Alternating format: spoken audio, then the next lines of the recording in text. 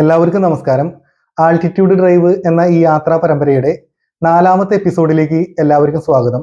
അങ്ങനെ നമ്മൾ ഏലങ്കയിൽ BSF ഹെഡ്ക്വാർട്ടറിൽ താമസിച്ച് പിറ്റേ ദിവസം നമ്മൾ KGF കാണാൻ വേണ്ടിയിട്ട് പോവുകയാണ്. KGF എന്ന് പറഞ്ഞാൽ കോളാർ ഗോൾഡ് ഫീൽഡ്സ്. ഈ യാത്രയ്ക്ക് ഒരു പ്രത്യേകതയുണ്ട്. നമ്മൾ ഒറ്റയ്ക്കല്ല പോകുന്നത്. അത് നമ്മളോടൊപ്പം തന്നെ ബിജോയും ഉണ്ട്. ബിജോയുടെ ഫാമിലിയും നമ്മളോടൊപ്പം തന്നെയുണ്ട്. ഈ ബിജോയി ആയിട്ടുള്ള ആത്മബന്ധം ഞങ്ങൾ തുടങ്ങിയിട്ട് വർഷങ്ങളായി. പഠിക്കുന്ന കാലഘട്ടം തൊട്ടേ ഞങ്ങൾ സുഹൃത്തുക്കളായിരുന്നു. കഴിഞ്ഞ ഞങ്ങളുടെ ഇന്ത്യ യാത്രയിൽ പഞ്ചാബിൽ അവിടുത്തെ BSFന്റെ ഹെഡ്ക്വാർട്ടറിൽ ഞങ്ങൾക്ക് താമസമൊരുക്കിയതും അതുപോലെ അവിടെയുള്ള സ്ഥലങ്ങളൊക്കെ കാണാൻ സഹായിച്ചതും ഈ ബിജോയി തന്നെയാണ്. ഈ പ്രാവശ്യത്തെ യാത്രയിലും അദ്ദേഹം നമ്മളോട് വളരെ മനോഹരമായിട്ട് സഹകരിച്ചുകൊണ്ടിരിക്കുകയാണ്. ഈ യാത്രയിൽ നമ്മൾ ഉപയോഗിക്കുന്നത്, ഇവിടെ നിന്നും KGFലേക്ക് പോകുന്നത് നമ്മുടെ കാറിലല്ല, ബിജോയുടെ കാറിലാണ് നമ്മൾ പോയിക്കൊണ്ടിരിക്കുന്നത്. ഇവിടെ നിന്നും ഏകദേശം 110 കിലോമീറ്ററാണ് KGFലേക്കുള്ളത്. അതുകൊണ്ട് തന്നെ അതിരാവിലെ ഞങ്ങൾ ഭക്ഷണമൊക്കെ പാകം ചെയ്ത് പാക്ക് ചെയ്ത് ഞങ്ങൾ ഇറങ്ങിയിരിക്കുകയാണ്. റോഡിൻ്റെ പല ഭാഗങ്ങളും കാണാൻ വളരെ മനോഹരമായിട്ടുള്ള കാഴ്ചകളൊക്കെ ഉണ്ട്. ഈ പോകുന്ന വഴിയിൽ പാറകൾ, പ്രകൃതിദത്തമായിട്ട് പാറകൾ അടുക്കി വെച്ച പോലുള്ള സ്ഥലങ്ങളൊക്കെ നമുക്ക് ദൂരങ്ങളിൽ നിന്ന് കാണാനുണ്ട്. അതുപോലെ തന്നെ ഗ്രാമങ്ങളിലൂടെയും രണ്ട് സൈഡിലും മരങ്ങൾ പാകി ആ മരങ്ങളുടെ തണലിലൂടെയുള്ള റോഡ്, ആ റോഡിലൂടെയുള്ള മനോഹരമായിട്ടുള്ള ഒരു യാത്ര, ഗ്രാമങ്ങളുടെ ഭംഗി ഒക്കെ ആസ്വദിച്ചുകൊണ്ട് ഞങ്ങളുടെ വാഹനം ഇങ്ങനെ മുന്നോട്ട് പോവുകയാണ്. ഈ കഴിഞ്ഞ ദിവസം ഞങ്ങൾ താമസിച്ച BSF ഏലങ്കയിൽ ആ ഒരു ക്യാമ്പസിനുള്ളിൽ ഒരുപാട് കാര്യങ്ങൾ ഉണ്ട്. പക്ഷേ അതൊന്നും ക്യാമറയിൽ ഞങ്ങൾ പകർത്തിയില്ല. കാരണം ഇതൊരു BSFന്റെ ട്രെയിനിങ് സെൻ്ററാണ്. അവിടുത്തെ ചിത്രങ്ങളും കാര്യങ്ങളൊന്നും നമ്മൾ എടുക്കാൻ പാടില്ല, അത് പുറം ലോകത്ത് കാണിക്കാൻ പാടില്ല. അതുകൊണ്ട് തന്നെ ഞങ്ങൾ അത്തരമൊരു കാര്യത്തിന് മുതിർന്നില്ല എന്നുള്ളതാണ് വാസ്തവം. ഒട്ടേറെ വൈവിധ്യങ്ങളാർന്ന ഒരുപാട് സംഭവങ്ങൾ ഈ പറഞ്ഞ സ്ഥലത്ത് ഞങ്ങൾക്ക് കാണാനായിട്ട് സാധിച്ചിരുന്നു. അതൊക്കെ പോട്ടെ, നമ്മളിപ്പോൾ KGFലേക്കുള്ള യാത്രയാണ്. ആ വിശേഷങ്ങളിലേക്ക് കടന്നു വരാം. KGFനെ കുറിച്ച് നിങ്ങൾ ഒരുപാട് പേര് അറിഞ്ഞിരിക്കുന്നത് സിനിമയിലൂടെ ആയിരിക്കും. KGF ചാപ്റ്റർ 1, KGF ചാപ്റ്റർ 2 ഒക്കെ സിനിമകൾ നിങ്ങൾ പലരും കണ്ടിരിക്കും. പക്ഷേ ചരിത്രത്തിൻ്റെ താളുകളിലേക്ക് ഒരുപാട് പേര് ഒരുപാട് തലമുറകളായിട്ട് ഒരുപാട് കഷ്ടപ്പാട് ചെയ്ത് വളർന്നു വന്നിട്ടുള്ള, അല്ലെങ്കിൽ ഒരു സെറ്റിൽമെൻറ്റ് തന്നെ വളർന്നു വന്നിട്ടുള്ള ഒരു ഗ്രാമമാണ് ഈ KGF എന്ന് പറയുന്നത്. കാരണം 1880കളിലാണ് ഇവിടെ ഖനനം ശക്തമാകുന്നത്. അതിനു മുമ്പ് ചെറിയ രീതിയിൽ ബ്രിട്ടീഷുകാർ ഖനനങ്ങൾ തുടങ്ങിയിരുന്നു. എങ്കിലും ബ്രിട്ടീഷ് കാലഘട്ടത്തിൽ മൈനിങ് ആരംഭിച്ചിട്ട് KGFൽ 1880ലാണ് ജോൺ ടൈലർ ആൻഡ് സൺസ് എന്ന ലണ്ടൻ ബേസ്ഡ് കമ്പനി ഏറ്റെടുത്തതോടുകൂടിയാണ് KGFന്റെ മുഖച്ഛായ തന്നെ മാറുന്നത്. ഈ KGFൽ ആദ്യം മൈനുകൾ നിർമ്മിച്ച് തദ്ദേശവാസികളെ ഈ മൈനുകളുടെ ഉള്ളിലേക്ക് ഇറക്കിയപ്പോൾ ഇവരതിൻ്റെ ഉള്ളിൽ പോയി ജോലി എടുക്കാൻ ശ്രമിച്ചു. പക്ഷേ പേടിച്ച് അതിലെ ഭൂരിഭാഗം ആൾക്കാരും പിന്തിരിയുകയാണ് ഉണ്ടായത്. ആ ഒരു സമയത്ത് ബ്രിട്ടീഷുകാർ സേലത്ത് പോയി അവിടെ നിന്നും തമിഴ്നാട്ടുകാരായ ജനതയെ, തമിഴന്മാരെ വിളിച്ചു കൊണ്ടുവന്നിട്ടാണ് ഇവിടെ പിന്നീട് മൈൻ ജോലികൾക്ക് മുന്നോട്ട് പോകുന്നത്. തമിഴന്മാരന്ന് കഠിനാധ്വാനികളും ജീവിക്കാൻ വേണ്ടി മരിക്കാൻ വരെ തയ്യാറാവുക എന്ന് പറഞ്ഞ പോലെ അത്രമാത്രം കഷ്ടപ്പാട് കഴിക്കുന്ന ഒരു ജനതയായിരുന്നു. അവർ വന്ന് ഈ പറയുന്ന KGFൽ കോലാറിൽ സെറ്റിൽമെൻറ്റുകൾ ഉണ്ടാക്കി അവിടെ താമസം ആരംഭിച്ച് ഈ ഹാർഡായിട്ടുള്ള പണികൾ ഏറ്റെടുത്ത് ചെയ്യാനായിട്ട് തുടങ്ങി. ഇങ്ങനെയാണ് തമിഴ് സെറ്റിൽമെൻറ്റുകൾ ഈ പ്രദേശത്തൊക്കെ വ്യാപിച്ചു കിടക്കുന്നത്. ഈ KGFന് ചുറ്റുമായിട്ട് ഏകദേശം 30 കിലോമീറ്ററോളമാണ് തമിഴ് സെറ്റിൽമെൻറ്റുകൾ നമുക്ക് കാണുന്നത്. നമ്മൾ കർണാടകയിൽ വന്നിട്ട് തമിഴ് സംസാരിക്കാൻ, അല്ലെങ്കിൽ തമിഴും മലയാളം ഇടകലർന്ന് സംസാരിക്കാൻ പറ്റുന്ന ഒരു സ്ഥലമാണ് KGF എന്ന് ഇവിടെ എത്തിയപ്പോഴാണ് ഞങ്ങൾക്ക് മനസ്സിലായത്. അങ്ങനെ ഞങ്ങൾ KGFലെത്തി.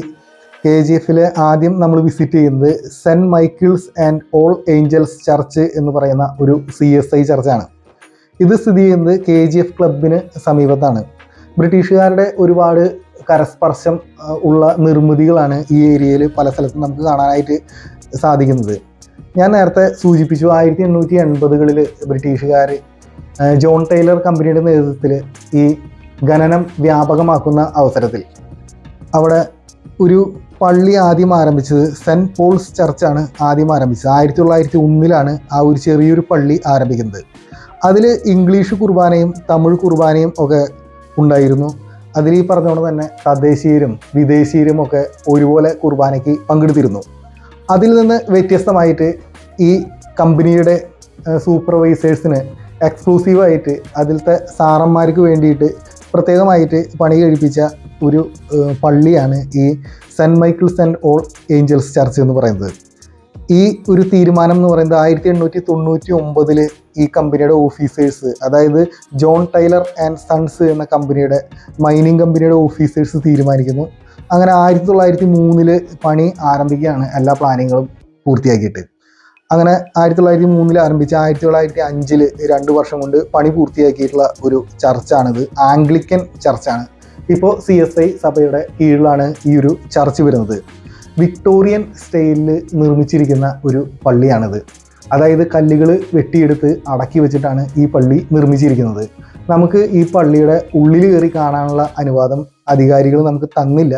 നമ്മൾ അവിടെ ചോദിച്ചു. അപ്പോൾ തിരുക്കർമ്മ സമയങ്ങളിൽ മാത്രമേ ഈ പള്ളി തുറക്കുകയുള്ളൂ എന്നാണ് നമ്മളോട് പറഞ്ഞത്.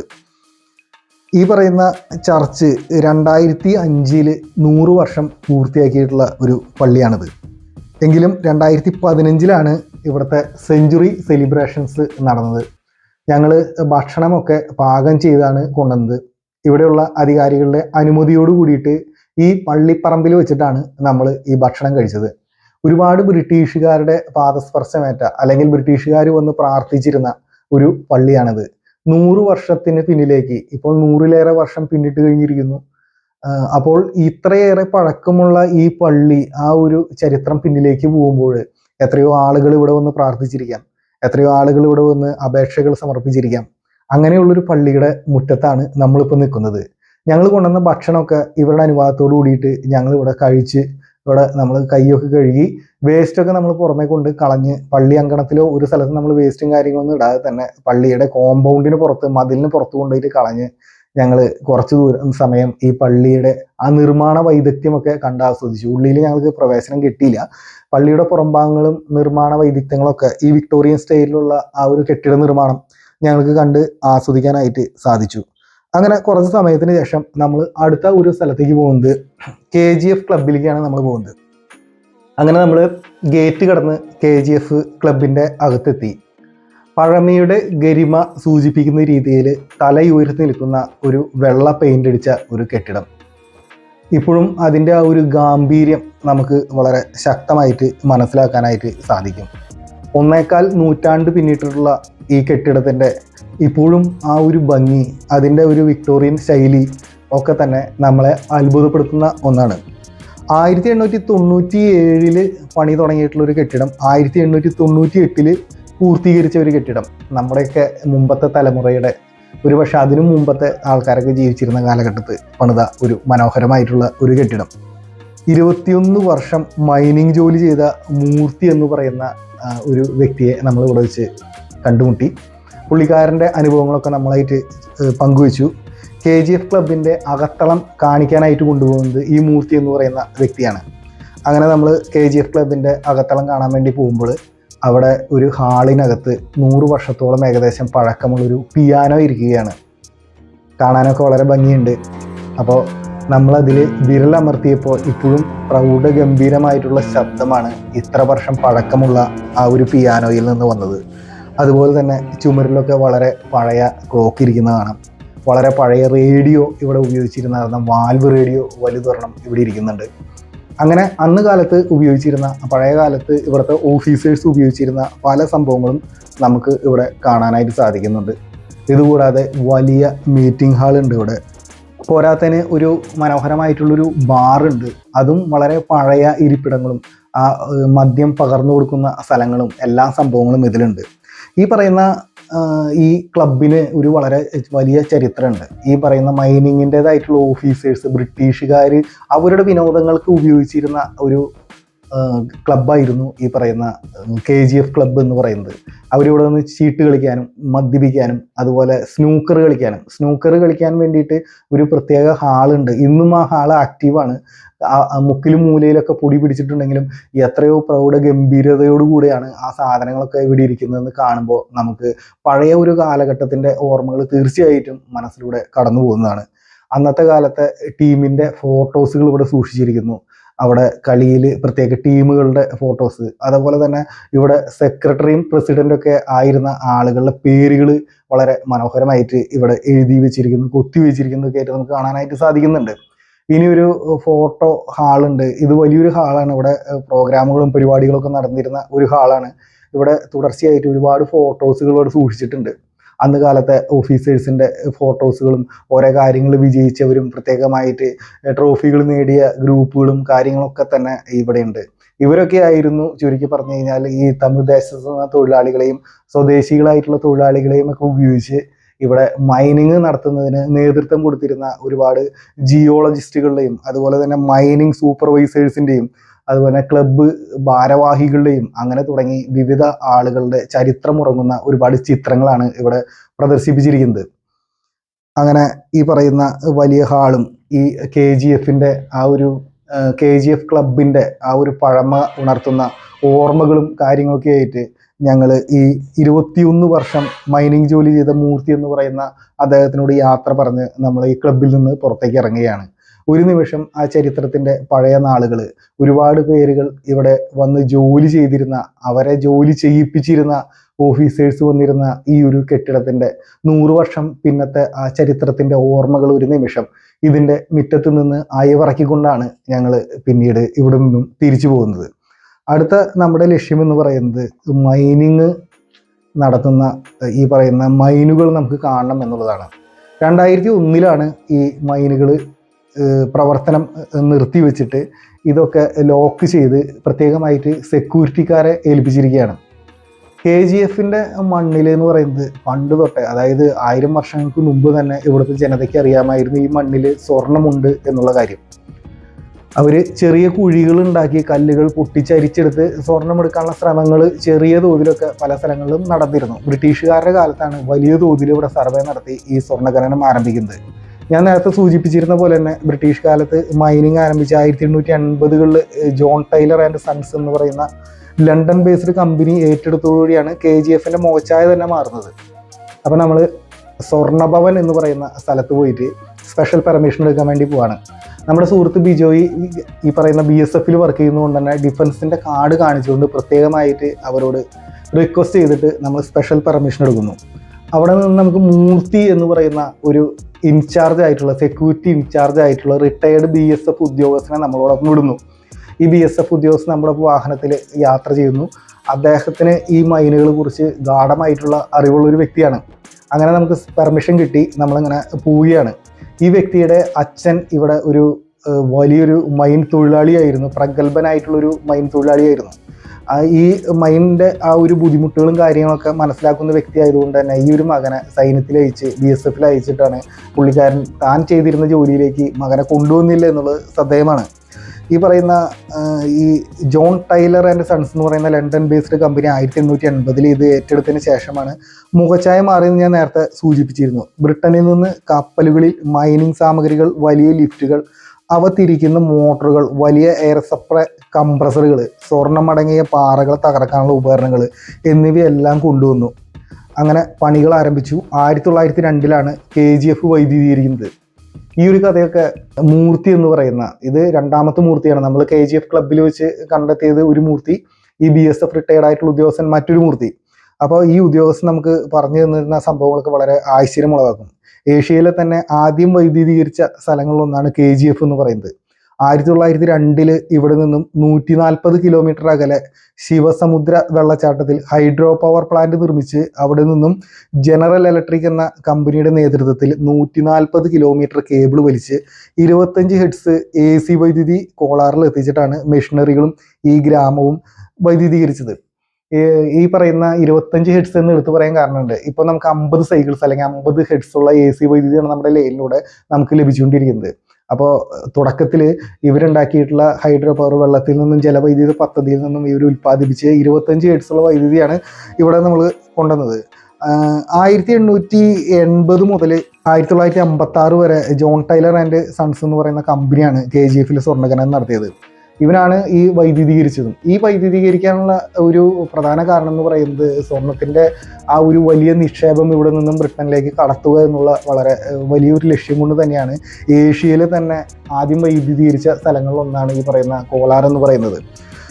അങ്ങനെ ഈ 1956 വരെ, അതായത് സ്വാതന്ത്ര്യം കിട്ടിയിട്ടും ഇതിൻ്റെ ആ ടെക്നോളജി ഇവരുടെ കയ്യിലായതുകൊണ്ട് കുറച്ച് കാലം കൂടി ബ്രിട്ടീഷുകാർ തന്നെയാണ് ഇതിൽ ഖനനം നടത്തിയത് 1956 വരെ. 1956 സ്വർണ്ണഖനികൾ നമ്മുടെ ഈ മൈസൂർ ഗവൺമെൻറ് ഏറ്റെടുത്തു.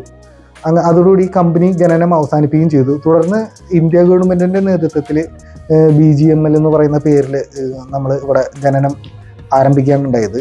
ഒരു കാലത്ത് വെൽ സെറ്റിൽഡ് ആയിട്ടുള്ള ഫാമിലികൾ ഒരുപാട് ഉണ്ടായിരുന്ന സ്ഥലമാണ് KGF എന്ന് പറയുന്നത്. ബ്രിട്ടീഷ് എഞ്ചിനീയേഴ്സും ഇന്ത്യൻ എഞ്ചിനീയേഴ്സും ജിയോളജിസ്റ്റുകൾ, മൈൻ സൂപ്പർവൈസേഴ്സ് തുടങ്ങിയവരെല്ലാം ഇവിടെ ജീവിച്ചിരുന്നു. 1956 ശേഷം ഇന്ത്യ ഗവൺമെൻറ്റിൻ്റെ നേതൃത്വത്തിൽ 900 ടണ്ണ് ഗോൾഡാണ് ഇവിടെ നിന്ന് ഉൽപ്പാദിപ്പിച്ചത് കേട്ടോ. 1-2 ടണ്ണല്ല, 900 ടണ്ണ് ഗോൾഡാണ് ഇവിടെ ഉൽപ്പാദിപ്പിച്ച് KGF ചാപ്റ്റർ 1, KGF ചാപ്റ്റർ 2 എന്നീ സിനിമകളുടെ ഇതിവൃത്തം ഇവിടെ നിന്ന് എടുത്തതാണ്. ചരിത്രപരമായിട്ട് 100% നീതി പുലർത്തുന്ന സിനിമകളൊന്നുമല്ല ഈ പറയുന്ന 2 സിനിമകളെങ്കിലും KGF എന്ന് പറയുന്ന ഇതിവൃത്തം എടുത്തുകൊണ്ടുള്ള സിനിമകളാണെന്ന് നമുക്കെല്ലാവർക്കും അറിയാം. ഒരു സിനിമ വന്നപ്പോഴാണ് ഈ ഒരു സ്ഥലത്തെക്കുറിച്ച് കൂടുതൽ ആൾക്കാർ സംസാരിച്ച് തുടങ്ങിയത് എന്ന് തോന്നുന്നു. പക്ഷേ പൊതുജനങ്ങൾക്ക് എൻട്രൻസ് ഇല്ല ഇത്തരം മൈനുകളിലേക്ക്. നമുക്ക് വന്നു കഴിഞ്ഞ് കഴിഞ്ഞാൽ KGF ക്ലബ്ബും അതുപോലെ തന്നെ ഈ പറയുന്ന ഈ പള്ളിയൊക്കെ നമുക്ക് കാണാൻ പറ്റുമെങ്കിലും മൈനുകളുടെ ഉള്ളിലേക്ക് കയറണമെങ്കിൽ സ്പെഷ്യൽ പെർമിഷൻ ഉണ്ട്. അങ്ങനെ ഒരു പെർമിഷൻ കിട്ടി നമുക്കിത് കാണാൻ പറ്റി എന്നുള്ളതാണ് വലിയൊരു സംഭവം. അതുപോലെ തന്നെ തിരുടാത്തിരിടി എന്ന് പറയുന്ന സിനിമയിൽ മന്മഥരാസ എന്ന് പറഞ്ഞിട്ടുള്ള ഗാനമൊക്കെ KGF ചിത്രീകരിച്ചിട്ടുള്ളതാണ്. നമ്മളങ്ങനെ അടുത്തതായിട്ട് ഈ ഇപ്പം നമ്മൾ നടന്നതെന്ന് പറയുന്നത് മൈസൂർ റീഫ് എന്ന് പറഞ്ഞിട്ടുള്ളൊരു മൈനാണ് നമ്മൾ കണ്ടുകൊണ്ടിരുന്നത്. നമ്മളിനി ചാമ്പ്യൻ റീഫ് എന്ന് പറയുന്ന സ്ഥലത്തേക്ക് നമ്മൾ പോവാണ്. 2 സ്വർണ്ണഖനികളിലേക്കാണ് റിട്ടയർഡ് BSF ഉദ്യോഗസ്ഥനും സെക്യൂരിറ്റി ചീഫുമായിട്ടുള്ള മൂർത്തി നമ്മളെ കൊണ്ടുപോയത്. അത് മൈസൂർ റീഫും ചാമ്പ്യൻ റീഫും ആയിരുന്നു. ഇവിടെയുള്ള മൈനുകളിൽ ഏറ്റവും ആഴമുള്ള മൈനാണ് ചാമ്പ്യൻ റീഫ്. 3200 മീറ്റർ അഥവാ 3.2 കിലോമീറ്റർ ആഴമുണ്ട് ചാമ്പ്യൻ റീഫിന്. മൈനിൻ്റെ ഓരോ 200 അടി താഴ്ചയിലെത്തുമ്പോൾ 4 ദിക്കിലേക്കും തുരങ്കങ്ങളുണ്ട്. ഈ തുരങ്കങ്ങൾ മറ്റു മൈനുകളായിട്ട് ബന്ധപ്പെട്ട് ഇരിക്കുന്നു. അപ്പോൾ ഈ തുരങ്കങ്ങളിലൂടെ പോയിട്ടാണ് മൈൻ ചെയ്ത് അടുത്ത തുരങ്കങ്ങളിൽ നമ്മൾ മറ്റുള്ള മൈനിൻ്റെ എൻട്രൻസിലെത്തുന്നു. അപ്പോൾ ഇങ്ങനെ തുരന്നെടുക്കുന്ന കല്ലുകളാണ് നമ്മൾ മുകളിലേക്ക് എത്തിക്കുന്നത്. ഇങ്ങനെ താഴേക്ക് 3.2 കിലോമീറ്ററുകൾ. ഇവ വെള്ളം നിറയാതിരിക്കാൻ വേണ്ടി അടിയിൽ നിന്നും തുടർച്ചയായി പമ്പിങ് നടന്നുകൊണ്ടിരിക്കും. എന്നാൽ 2001 മൈനുകൾ പ്രവർത്തനം നിർത്തുമ്പോൾ ഇലക്ട്രിസിറ്റി ഓഫ് ചെയ്തപ്പോൾ മൈനുകളെല്ലാം തന്നെ വെള്ളം നിറഞ്ഞ് ഉപയോഗശൂന്യമായി. ഇപ്പോൾ മൈനിൻ്റെ എൻട്രൻസിലേക്ക് കല്ലിട്ടാൽ അത് വെള്ളത്തിലേക്ക് വീഴുന്ന ശബ്ദം കേൾക്കാം. ചാമ്പ്യൻ റീഫിലേക്കുള്ള ഈ നടത്തമുണ്ടല്ലോ, ഭൂതകാലത്തെ തൊഴിലാളികളുടെ കഷ്ടപ്പാടിനെ ഓർമ്മിപ്പിക്കുന്ന ഒരു നടത്തായിരുന്നു. തകർന്നു കിടക്കുന്ന കെട്ടിടാവശിഷ്ടങ്ങളുടെ ഉള്ളിലൂടെ ഇരുണ്ട വെളിച്ചത്തിൽ ഞങ്ങൾ മുന്നോട്ട് നീങ്ങി. അന്തരീക്ഷത്തിൽ തങ്ങി നിൽക്കുന്ന ദുഃഖഭാവം പുറത്ത് മഴയായിട്ട് പെയ്യുന്നതായിട്ട് നമുക്ക് അനുഭവപ്പെടുന്നുണ്ട്. എത്രയോ തലമുറകളുടെ രക്തവും വിയർപ്പും വീണ മണ്ണാണിതെന്ന് ഞാനിങ്ങനെ നടക്കുമ്പോൾ ഓർത്തുപോയി. ഒരുപാട് കഥകൾ പറയാനുണ്ട് എന്ന രീതിയിൽ ഭൂതകാലത്തിൻ്റെ സ്മരണകൾ അയവിറക്കി നിൽക്കുന്ന മൈനിൻ്റെ മുഖം നമുക്കിവിടെ കാണാൻ പറ്റുന്നുണ്ട്. കാല് തന്നെ അതിൽ വീണ് കഴിഞ്ഞ് കഴിഞ്ഞാൽ തിരിച്ചു കിട്ടുക എളുപ്പമല്ല എന്ന് മൂർത്തി സാബ് നമ്മളോട് പറഞ്ഞ്. അദ്ദേഹത്തിൻ്റെ അച്ഛൻ നല്ലൊരു മൈനിങ് തൊഴിലാളിയായിരുന്നു. ആ ജോലിയുടെ കഷ്ടപ്പാട് അറിയാവുന്നതുകൊണ്ട് മകനെ സൈന്യത്തിൽ ചേർത്തു. ഇന്ന് ഇവിടുത്തെ കാര്യങ്ങൾ ഏറ്റവും നന്നായിട്ട് അറിയുന്ന അപൂർവം ചിലരൊരാളാണ് ഇദ്ദേഹം. പ്രവർത്തന സമയത്ത് പല മരണങ്ങളും അപകടങ്ങളും സംഭവിച്ച മൈനാണ് ചാമ്പ്യൻ റീഫ്. ജീവനോടെ താഴേക്ക് ഇറങ്ങിപ്പോയ പലരും ഡെഡ് ബോഡി ആയിട്ട് തിരിച്ചു വന്ന കാര്യം മൂർത്തി സാറ് ഞങ്ങൾക്ക് വിവരിച്ചു തന്നു. പണ്ട് കാലത്ത് തലയിലൊരു ടോർച്ചും അതിൻ്റെ ബാറ്ററി അരയിൽ കെട്ടിവെച്ചുമാണ് തൊഴിലാളികൾ ഇത്രയും ഡെപ്തിലേക്ക് ഇറങ്ങുന്നത്. അവർ ഇറങ്ങിയിരുന്ന ലിഫ്റ്റ് സംവിധാനങ്ങൾ തുരുമ്പ് പിടിച്ചിങ്ങനെ ഇവിടെ കിടക്കുന്നത് നമുക്ക് കാണാനായിട്ട് സാധിക്കും. താഴെ നിന്നും പൊട്ടിച്ചെടുത്ത കല്ലുകൾ കുഞ്ഞു റെയിലിലൂടെ ഓടുന്ന തള്ളുവണ്ടിയിൽ ലിഫ്റ്റ് വഴി മുകളിലേക്ക് എത്തിക്കുന്നു. അങ്ങനെ അവിടെ എത്തിക്കുന്ന ഈ തള്ളുവണ്ടികൾ ഈ റെയിൽ വഴി തന്നെ ഈ ചെറു റെയിലിലൂടെ തള്ളി ഡംപ് ചെയ്യുന്ന ഒരു ഡംപ് യാർഡിൽ എത്തിക്കും. ആ പല സ്ഥലങ്ങളിൽ നിന്നുള്ള തള്ളുവണ്ടികൾ ഇവിടെ എത്താൻ വേണ്ടിയിട്ട് ഒരു ഡംപ് യാർഡിലേക്ക് എത്തുന്ന രീതിയിൽ റെയിലുകൾ ഇവിടേക്ക് എത്തുന്നു. അപ്പം അങ്ങനെ നമ്മൾ ഇവിടെ തള്ളിക്കൊണ്ടുവന്ന് ഈ കല്ലുകൾ ഇവിടെ ഡംപ് ചെയ്യും. ഈ കല്ലുകൾ ഫിൽട്ടർ ചെയ്തുകൊണ്ടാണ് താഴേക്ക് വീഴുന്നത്. അതിന് വേണ്ടിയിട്ടൊരു ഫിൽറ്ററുണ്ട്. വലിയ കല്ലുകൾ ഇവിടെ തടഞ്ഞു നിൽക്കും. അത്യാവശ്യം സൈസ് കുറഞ്ഞ കല്ലുകളൊക്കെ താഴേക്ക് പോയിട്ട് അവിടെ ലോറിയിൽ വീഴുന്നു. അത് അവിടെ നിന്നും കല്ല് പൊടിക്കുന്ന ക്രഷിലേക്ക് കൊണ്ടുപോകും. അവിടെ വെച്ച് കല്ല് പൊടിച്ച് അരിച്ചെടുത്ത് അതിൽ നിന്ന് സ്വർണം വേർതിരിച്ച് അതിനെ പ്രോസസ്സ് ചെയ്തിട്ടാണ് സ്വർണം എടുക്കുന്നത്. ഇങ്ങനെയാണ് ഇവിടെ നിന്ന് സ്വർണം എടുക്കുന്നത്. എത്രയോ ടണ്ണാണ് ഇവിടുന്ന് സ്വർണം കയറ്റിക്കൊണ്ട് പോയതെന്ന് വ്യക്തമായ കണക്ക് ബ്രിട്ടീഷുകാർക്ക് നമുക്ക് തന്നിട്ടില്ല. അത്രയോ ടൺ കണക്കിന് സ്വർണ്ണമാണ് അവിടെ നിന്ന് നമ്മൾ കയറ്റിക്കൊണ്ട് പോയിരിക്കുന്നത്. അതായത് ബ്രിട്ടീഷുകാർ കൊണ്ടുപോയിരിക്കുന്നത്, നമ്മളല്ല. 1986 ശേഷം 2001 വരെയുള്ള കാലഘട്ടത്തിൽ ഇന്ത്യ ഖനനം ചെയ്തിരിക്കുന്ന 900 ടണ്ണ് സ്വർണ്ണമാണ് ഇവിടുന്ന് ഖനനം ചെയ്ത് എടുത്തേക്കുന്നത്. പലരും മരിച്ചു വീണിട്ടുള്ളൊരു മണ്ണാണ് കേട്ടോ. ഒരുപാട് പേരെ രക്തവും വിയർപ്പും വീണിട്ടുള്ള ഒരു മണ്ണാണ്. നമ്മൾ ഈ മണ്ണിൽ നിൽക്കുമ്പോൾ ആ ചരിത്രത്തിൻ്റെ ഒരു സംഭവം ചരിത്രബോധമുള്ള ആൾക്കാർക്ക് ശരിക്കും അത് ഫീൽ ചെയ്യുന്നതായിരിക്കും. ഇപ്പോൾ ഇവിടെയൊക്കെ കാട് പിടിച്ചെടുക്കുകയാണ്. വർക്ക് ഷോപ്പുകളിലൊക്കെ പഴയ മെഷീനറികളുടെ ഭാഗങ്ങൾ കിടക്കുന്നതായിട്ട് നമുക്ക് കാണാനായിട്ട് സാധിക്കും. 2001 അടച്ചു പൂട്ടുമ്പോൾ ഉപേക്ഷിക്കപ്പെട്ടിട്ടുള്ള മെഷീനറികളുടെ ഭാഗങ്ങളാണ് ഇവിടെയൊക്കെ ചിന്നിച്ചെതറി കിടക്കുന്നതും ഈ ഷെഡിൽ വർക്ക്ഷോപ്പിലൊക്കെ കിടക്കുന്നതും. ഇവിടുത്തെ ഏറ്റവും ഉള്ള ഒരു പേടിപ്പെടുത്തുന്ന ഒരു സംഭവം എന്ന് പറയുന്നത് ഈ സ്ഥലത്തൊക്കെ ഇപ്പോൾ പാമ്പുണ്ട്, രാജവെമ്പാല ഉണ്ട് എന്നാണ് ഇവർ പറയുന്നത്. അതുകൊണ്ട് തന്നെ സെക്യൂരിറ്റി നമ്മുടെ അപ്പോൾ ഒരു വടിയൊക്കെ പിടിച്ച് നടക്കുന്നുണ്ടായിരുന്നു. ഇൻ കേസ് എങ്ങനെയും ഇങ്ങനെ ഒരു പാമ്പിനെ കണ്ടു കഴിഞ്ഞ് കഴിഞ്ഞാൽ അതിനെ ഓടിച്ചു വിടാൻ വേണ്ടിയിട്ടാണ് അവർ, അപകടമില്ലാതിരിക്കാനാണ് അവർ നമ്മളോടൊപ്പം ശ്രമിച്ചുകൊണ്ടിരുന്നത്. അങ്ങനെ ഇവിടെ ഉണ്ടാകുന്ന ഇത്തരം ഒരുപാട് മൈനുകൾ ഇവിടെ ഉണ്ട്. അതിലൊരു മൈൻ മാത്രമാണ് നമ്മൾ കണ്ട 3.2 കിലോമീറ്റർ ഡെപ്തുള്ള ഒരു മൈൻ. അന്ന് കാലത്ത് ലോകത്തിലെ തന്നെ ഏറ്റവും ഡെപ്തുള്ളൊരു മൈനായിരുന്നു ഈ ചാമ്പ്യൻ റീഫ് എന്ന് പറയുന്നത്. നമ്മൾ ഇവിടെ വെച്ച് കണ്ട രണ്ടാമത്തെ മൈനാണ് ഈ ചാമ്പ്യൻ റീഫ് എന്ന് പറയുന്നത്. ഇന്നിപ്പോൾ സൗത്ത് ആഫ്രിക്കയിലൊക്കെ ഇതിനേക്കാളും വലിയ മൈനുണ്ട്. പക്ഷേ നിങ്ങളൊന്ന് ചിന്തിച്ചു നോക്കൂ, 3.2 കിലോമീറ്റർ ഭൂമിക്ക് അടിയിലേക്ക് പോവുക, മുകളിൽ നിന്ന് എയർ സപ്ലൈ ചെയ്യുക കംപ്രസർ വെച്ചിട്ട്, അത്രയും അപകടകരമായിട്ടുള്ള അവസ്ഥയിൽ. അപ്പോൾ വേണമെങ്കിലും മണ്ണിടിഞ്ഞു വീണ് മരിക്കാം, അല്ലെങ്കിൽ ഓക്സിജൻ കിട്ടാതെ വന്നാൽ മരിക്കാം, വെള്ളം നിറഞ്ഞു കഴിഞ്ഞാൽ മരിക്കാം. ഇത്രയൊക്കെ മരണസാധ്യത കണ്ടിട്ടും ഇതിൻ്റെ ഉള്ളിലാണ് തമിഴ്നാട്ടിൽ നിന്ന് വന്നിട്ടുള്ള, സേലത്തിൽ നിന്ന് വന്നിട്ടുള്ള ആ ഒരു തലമുറയുടെ 2ാം തലമുറ പണിയെടുത്തുകൊണ്ടിരുന്നായിരുന്നു. 1ാം തലമുറയുടെ കാലത്ത് ഇതിന് ഇത്ര ഡെപ്ത് ഒരു പക്ഷെ വന്നിട്ടുണ്ടായിരിക്കില്ല. ഇത് കാലങ്ങളോളം ഇങ്ങനെ ഡെപ്ത് ഇങ്ങനെ കൂടി വരുന്ന ഒരു സംഭവമാണ്. ഇപ്പോഴും ഇതിൻ്റെ അടിയിൽ സ്വർണ്ണമുണ്ട്. അപ്പം അന്ന് കാലത്ത് കാഷ്വാലിറ്റികൾ ഉണ്ടായപ്പോൾ ആ ഒരു സംവിധാനത്തിൽ ഇവിടെ KGF എന്ന് പറയുന്ന ഒരു ഹോസ്പിറ്റൽ ഉണ്ടായിരുന്നു. ബ്രിട്ടീഷ് ഹോസ്പിറ്റലാണ്. ഇന്ന് BGML ഹോസ്പിറ്റൽ എന്ന് അതിൻ്റെ പേരിട്ടിരിക്കുന്നത്. അപ്പോൾ ഈ ഒരു ഹോസ്പിറ്റലിലേക്കാണ് പെട്ടെന്ന് അടിയന്തരമായിട്ടുള്ളൊരു സംഭവത്തിൽ അവർ പറയുന്നു, ഈ മൂത്തി എന്ന് പറയുന്ന ആൾ അദ്ദേഹത്തിൻ്റെ കുട്ടിക്കാലത്ത് ഓർമ്മ വെച്ച് പറയുന്നു, ജസ്റ്റ് ഒരു കോൾ ചെയ്ത് കഴിഞ്ഞ് കഴിഞ്ഞാൽ 10 മിനിറ്റിൻ്റെ ഉള്ളിൽ ആംബുലൻസ് വന്ന് അവർ എടുത്തിരിക്കുന്ന പറഞ്ഞ ഈ പറയുന്ന രോഗികൾ. അത്ര ഫാസ്റ്റ് ആയിട്ടുള്ള സർവീസ് ആയിരുന്നു ഈ ഹോസ്പിറ്റലിൽ നിന്നാണ്. അപ്പോൾ ഈ മൈനിൽ സംഭവിക്കുന്ന അപകടങ്ങൾ പലരും ഡെഡ് ബോഡി ആയിട്ട് തിരിച്ചു വന്നിട്ടുണ്ടെന്ന് അദ്ദേഹം പറഞ്ഞു. അപ്പോൾ ഈ ഹോസ്പിറ്റലിലാണ് ഇത്തരം സംവിധാനങ്ങളൊക്കെ തന്നെ, എക്സ്റേയും കാര്യങ്ങളും, വലിയ ബ്രിട്ടീഷ് കാലത്തെ മെഷീനറികൾ, അന്നത്തെ പഴയ സംവിധാനങ്ങൾ വെച്ചുകൊണ്ടുള്ള അന്നത്തെ ആധുനിക സംവിധാനങ്ങളൊക്കെ തന്നെ ഇവിടെ വർക്ക് ചെയ്യുന്നുണ്ടായിരുന്നു. അങ്ങനെ നമ്മൾ ഇവിടെ എത്തിച്ചേർന്നു.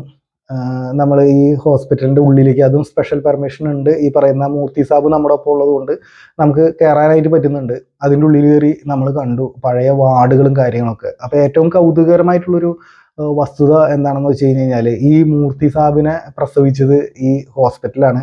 ഇദ്ദേഹത്തിൻ്റെ മകളും പ്രസവിച്ചത് ഈ ഹോസ്പിറ്റലാണ്. ഇദ്ദേഹത്തിൻ്റെ അച്ഛനും ഈ പറയുന്ന ഹോസ്പിറ്റലാണ് ഉണ്ടായിരിക്കുന്നതെന്ന് പറയുന്നത്. ഏകദേശം 140 വർഷത്തെ പഴക്കമാണ് ഈ ഹോസ്പിറ്റലിന് ഉള്ളത്. ഈ 2001 ഈ മൈനുകൾ സ്റ്റോപ്പ് ചെയ്ത സമയത്ത് തന്നെ ഈ ഹോസ്പിറ്റലും സ്റ്റോപ്പ് ചെയ്തു. അതോടുകൂടി ഈ ഹോസ്പിറ്റലിൻ്റെ പ്രവർത്തനം നിലച്ച് ഈ ഹോസ്പിറ്റൽ കാലങ്ങളോളം അടച്ചിട്ടു. 2019 കോവിഡ് മഹാമാരി ഉണ്ടായപ്പോൾ സന്നദ്ധ പ്രവർത്തകർ ഈ പറയുന്ന ഹോസ്പിറ്റൽ വീണ്ടും പെയിൻ്റൊക്കെ അടിച്ച് ക്ലിയർ ആക്കി എടുത്ത് ഒരു കോവിഡ് ഹോസ്പിറ്റലായിട്ട് ഈ ഹോസ്പിറ്റൽ വീണ്ടും പുനരുജ്ജീവിപ്പിച്ചു. അങ്ങനെ കോവിഡ് കഴിഞ്ഞപ്പോൾ വീണ്ടും ഉപേക്ഷിക്കപ്പെട്ടു. ഇപ്പോൾ എന്ന് പറയുന്നത് ഇതിൻ്റെ ഉള്ളിലൊക്കെ പല സ്ഥലത്തും വെള്ളം വീണ് ചോർന്ന് കിടക്കുന്നു, ചില സമയത്ത് തകർന്ന് കിടക്കുന്നു, ചില സ്ഥലങ്ങളിൽ. ഇതിൻ്റെ ഉള്ളിലും പാമ്പുണ്ടാവും എന്നാണ് അവർ പറഞ്ഞത്. അപ്പോൾ വടി പിടിച്ച് ഒരാൾ ഞങ്ങളുടെ കൂടെ വന്നിരുന്നു. ഇതിലുള്ള വാർഡുകളുടെയൊക്കെ പേരുകൾ ബ്രിട്ടീഷുകാരുടെ പേരിലാണ്. എന്ന് വെച്ചാൽ ബ്രിട്ടീഷുകാരുടെ പേരിലുള്ള, ബ്രിട്ടീഷ് ഡോക്ടേഴ്സിൻ്റെ പേരിലുള്ള വാർഡുകളാണ് ഇവിടെ ഉള്ളത്. വ്യക്തമായിട്ട് പറയുകയാണെങ്കിൽ 140 വർഷം മുമ്പ് ഇങ്ങനൊരു ഹോസ്പിറ്റൽ ആരംഭിച്ച് ആ ഹോസ്പിറ്റൽ ഇവിടെയുള്ള ജനതയ്ക്ക് ശുശ്രൂഷ ചെയ്തിരുന്ന ഒരുപാട് ബ്രിട്ടീഷ് ഡോക്ടേഴ്സും എല്ലാവരും കൂടി ചേർന്നായിരുന്നു ഈ KGF എന്ന് പറയുന്ന ഈ ഒരു സ്ഥലം. അപ്പോൾ കാഷ്വാലിറ്റീസും മൈനിൽ നടക്കുന്ന അപകടങ്ങളും മാത്രമായിരുന്നില്ല ഇവിടെ അറ്റൻഡ് ചെയ്തിരുന്നത്. പ്രത്യേകമായിട്ട് വലിയൊരു പ്രസവ വാർഡ് തന്നെ ഇവിടെ ഉണ്ട്. ഇവിടുത്തെ തൊഴിലാളികളുടെ പ്രസവങ്ങളൊക്കെ തന്നെ ഒരുവിധം ഇവിടെയാണ് ഉണ്ടായിട്ടുള്ളത്. കാരണം ഈ ആധുനികമായിട്ടുള്ളൊരു ഹോസ്പിറ്റൽ എന്ന് തന്നെ വേണമെങ്കിൽ നമുക്ക് അന്ന് കാലത്ത് 100 വർഷം മുമ്പൊക്കെ ഇതിനെ വിശേഷിപ്പിക്കാമായിരുന്നു. കാരണം ഇത് 100 കിലോമീറ്റർ ചുറ്റളവിൽ പോലും ഇത്ര ആധുനികമായിട്ടുള്ള ഒരു ഹോസ്പിറ്റൽ ഉണ്ടായിരുന്നില്ല എന്നാണ് മൂർത്തി സാബ് അവകാശപ്പെടുന്നത്. അന്ന് കാലത്ത് 25 ഹെർട്സ് വൈദ്യുതി വെച്ച് ഒരുപാട് വർഷങ്ങൾക്ക് മുമ്പ് ഇത് പ്രവർത്തിച്ചായിരുന്ന സമയത്തൊക്കെ ഒരു ട്യൂബ് ലൈറ്റ് കത്താൻ 2 ചോക്കാണ് ഉപയോഗിച്ചിരുന്നത് എന്ന് മൂർത്തി സാബ് ഓർമ്മയിൽ നിന്ന് എടുത്തു പറയുന്നു. ഈ പറയുന്ന ഹോസ്പിറ്റലിൻ്റെ മുറ്റത്ത് നിൽക്കുമ്പോഴും ഈ ചരിത്രത്തിൻ്റെ ഒരുപാട് പിന്നിലേക്ക് കടന്നു പോകാൻ എനിക്ക് സാധിക്കുന്നുണ്ട്. ഇതിൻ്റെ ചുവരുകളിലൊക്കെ തന്നെ സ്പർശിച്ചിട്ടുള്ള ഒരുപാട് അമ്മമാരും ഇവിടെ നിന്ന് പുറത്തു വന്നിട്ടുള്ള ഒരുപാട് കുഞ്ഞുങ്ങളും, ആ കുഞ്ഞുങ്ങളൊക്കെ ഇപ്പോൾ ഇന്നും ജീവിച്ചിരിക്കുന്നുണ്ടായിരുന്നു ഈ ഹോസ്പിറ്റലിൻ്റെ ഓർമ്മകൾ അയവിറക്കിക്കൊണ്ട്. മൂർത്തി സാബിനെ പോലുള്ള ഒരുപാട് കുട്ടികൾ പ്രസവിച്ചിട്ടുണ്ടായിട്ടുള്ള ഒരു ഹോസ്പിറ്റലാണ്. ഇത് തകർന്നു കിടന്നതിൻ്റെ ഉള്ളിൽ പല സ്ഥലത്തും പാമ്പുകളാണെന്നാണ് പറയുന്നത്. അത്തരം പാമ്പുകളുള്ള ഈ ഹോസ്പിറ്റലിൻ്റെ ചുവരുകൾക്കുള്ളിലൂടെയൊക്കെ നമ്മൾ ചരിത്രത്തെ അയവിറക്കിക്കൊണ്ട് നടക്കുമ്പോൾ ചില വാർഡുകൾക്കൊക്കെ ബ്രിട്ടീഷുകാരുടെ പേര് മാത്രമല്ല, ആ വാർഡിൽ അവരുടെ ഓർമ്മയ്ക്ക് വേണ്ടിയിട്ട് ഇവിടെ ജോലി ചെയ്യുന്ന ഈ ഡോക്ടറുടെ പേരിലൊക്കെ വാർഡുണ്ട്, അവരുടെ പ്രതിമയൊക്കെ വെച്ചിരിക്കുന്നത് ഞങ്ങൾക്ക് കാണാനായിട്ട് സാധിച്ചു. എന്തോ ഒരുപാട് ചരിത്രം ഉറങ്ങിയെടുക്കുന്ന ഒരു സ്ഥലം പോലെ നമുക്ക് എന്തോ ഒരു പ്രത്യേക ഒരു ഫീലാണ് ഇതിൻ്റെ മുറ്റത്ത് നിൽക്കുമ്പോൾ. KGF കുറിച്ച് ഓർക്കുമ്പോൾ തന്നെ നമുക്ക് എന്താ അതിവൈകാരികതയുടെ അതിപ്രസരം എന്നൊക്കെ നമുക്ക് പറയാവുന്ന രീതിയിൽ വളരെ വലിയ ഒരു ചരിത്ര ഓർമ്മകൾ, ഇന്ത്യയുടെ സ്വർണ്ണഖനി എന്ന് വിശേഷിപ്പിക്കുന്ന, ഇപ്പം പ്രവർത്തിക്കാത്ത എന്നാൽ ഇപ്പോഴും ഇതിൻ്റെ മണ്ണിനടിയിൽ സ്വർണ്ണം ഉണ്ടെന്ന് സ്വദേശികൾ വിശ്വസിക്കുന്ന ഒരു സ്ഥലം. തീർച്ചയായിട്ടും ഇവിടെ സ്വർണ്ണമുണ്ട് എന്ന് തന്നെയാണ് ഇവർ വിശ്വസിക്കുന്നത്.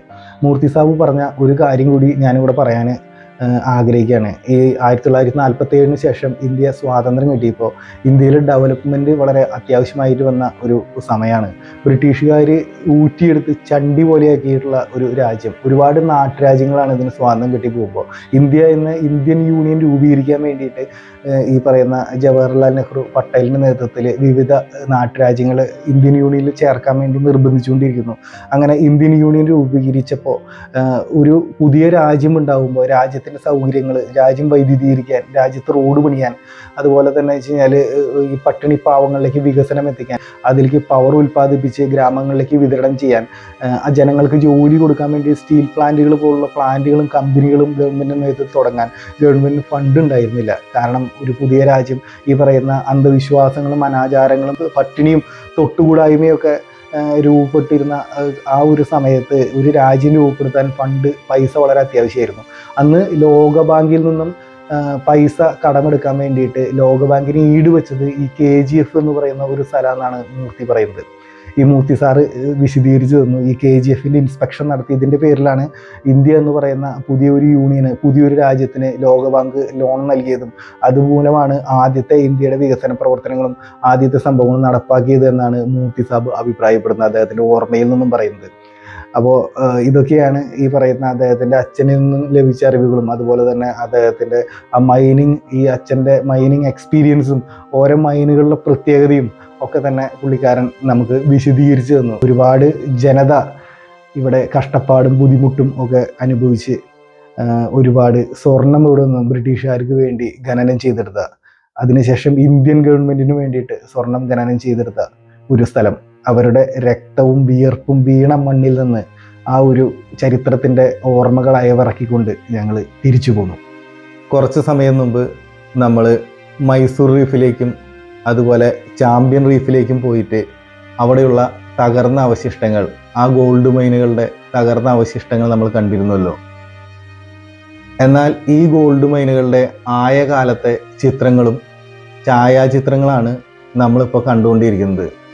1900-നും 1950-നും ഇടയ്ക്ക് ബ്രിട്ടീഷുകാർ രേഖപ്പെടുത്തിയിട്ടുള്ള ഈ മൈനുകളുടെ നല്ല കാലത്തെ സുവർണ കാലഘട്ടത്തെ ചിത്രങ്ങളാണ് നമ്മൾ ഇപ്പോൾ കണ്ടുകൊണ്ടിരിക്കുന്നത്. ആ ഒരു കാലഘട്ടത്ത് 10,000-കണക്കിന് ആളുകളാണ് ഇവിടെ മൈനിങ് തൊഴിലാളികളായും അവരുടെ ആശ്രിതരായും ബന്ധപ്പെട്ട മറ്റ് ജോലികളും ചെയ്തുകൊണ്ടിരുന്നത്. അവരിൽ പലരുടെയും സ്വപ്നങ്ങൾ ഇവിടെ നിന്ന് കിട്ടുന്ന വരുമാനം കൊണ്ട് പൂത്തുലഞ്ഞിട്ടുണ്ടാവാം. എന്നാൽ മറ്റു പലരുടേതാകട്ടെ ഈ മൈനുകൾക്കുള്ളിൽ ജീവിതം തന്നെ ഹോമിക്കപ്പെട്ട, ജീവൻ നഷ്ടപ്പെട്ട, ജീവിതകാലത്തിൻ്റെ സിംഹഭാഗവും ഈ മൈനുകളുടെ പ്രവർത്തനത്തിന് വേണ്ടി കഠിന ജോലിയിൽ ഏർപ്പെട്ട ഒരുപാട് പേരുണ്ട്. പലരുടെയും സ്വപ്നങ്ങൾ പൊലിഞ്ഞ ഈ മൈനുകളുണ്ട്. അപ്പോൾ അത്തരം ആളുകളുടെ ഓർമ്മകൾക്ക് മുമ്പിൽ നമ്മൾ പ്രണാമം അർപ്പിക്കുന്നു. 1956-ന് ശേഷം ഇന്ത്യ ഗവൺമെൻറ്റിൻ്റെ കയ്യിൽ ഈ മൈനുകൾ വന്നു ചേരുകയും അത് ഗവൺമെൻറ്റിൻ്റെ നേരിട്ടുള്ള മേൽനോട്ടത്തിൽ നടപ്പാക്കുകയും ചെയ്തു. ആ ഒരു കാലഘട്ടത്തിന് ശേഷം സ്വർണ്ണക്കടത്തുമായിട്ട് ബന്ധപ്പെട്ട് ചെറിയ ചെറിയ കൊള്ളസംഘങ്ങൾ ഇവിടെ രൂപപ്പെടുകയും ഈ ഒരു ഭൂമി അരാജകത്വത്തിൻ്റെ വക്കിലേക്ക് എത്തുകയും ചെയ്യുന്ന ഒരു സന്ദർഭം ഉണ്ടാവുകയും ഗവൺമെൻറ് ഇടപെട്ട് ഇത്തരം ചെറു ഗ്രൂപ്പുകളെ അടിച്ചമർത്തുകയും ചെയ്ത ഒരു സാഹചര്യം ഉണ്ടായിട്ടുണ്ട്. തുടർന്ന് ഒരുപാട് യൂണിയനുകളുടെ അതിപ്രസരം മൈനിങ് തൊഴിലാളികളുടെ ഇടയിൽ ഉണ്ടാവുകയും സംഘർഷങ്ങളും ചെറു സമരങ്ങളും ഒക്കെ തന്നെ ഈ ഭൂമിയിൽ ഉണ്ടാവുകയും ചെയ്തിട്ടുണ്ട്. അങ്ങനെ 2001 ആവുമ്പോഴേക്കും മൈനിങ് വളരെ ചെലവേറിയതും സ്വർണത്തിൻ്റെ അളവ് ഡെപ്തിലേക്ക് പോയിട്ട് കൂടുതൽ ഡെപ്തിലേക്ക് പോയിട്ട് എടുക്കേണ്ട അവസ്ഥ വരികയും ചെയ്തപ്പോൾ ഇത് ഒരു ലാഭകരമായി മുന്നോട്ട് കൊണ്ടുപോകാൻ സാധിക്കില്ല എന്ന നിഗമനത്തിൽ 2001 ഇന്ത്യൻ സർക്കാർ ഈ ഒരു സംവിധാനം ഇവിടെ നിർത്തി. അതോടുകൂടി ഇവിടുത്തെ മൈനിങ് പര്യവസാനിച്ചിരിക്കുകയാണ്. പക്ഷേ ഈ മണ്ണിൽ ഇനിയും ഗോൾഡ് ഉണ്ട് എന്നുള്ള വിശ്വാസത്തിലാണ് ഇവിടുത്തെ നാട്ടുകാർ.